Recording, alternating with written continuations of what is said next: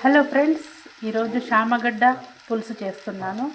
దానికోసం శామగడ్డ 2 ఉల్లిగడ్డలు ఫ్రై చేసుకుంటున్నాను నూనెలో. ఉల్లిగడ్డ వేగింది. ఇప్పుడు అల్లం ఎల్లిగడ్డ, పసుపు, కారం, ధనియాల పొడి, గరం మసాలా వేసి కలుపుకుందాం. సన్నగా తరిగిన టమాటాలు కూడా కలిపి మూత పెట్టి ఉడికించుకుందాం మెత్తగా.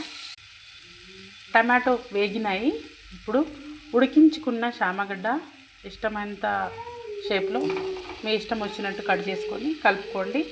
మూత పెట్టి మగ్గనివ్వండి. కొంచెం అరకప్పు చింతపులుసు, నిమ్మకాయ అంతా నానబెట్టుకున్నాను. ఇది కూడా కలిపి ఉడికించుకుందాం. వేడి వేడి శామగడ్డ పులుసు రెడీ అయింది. కొత్తిమీర కలిపి సర్వ్ చేసుకోండి. Thank you friends. టేస్టీ శామగడ్డ పులుసు.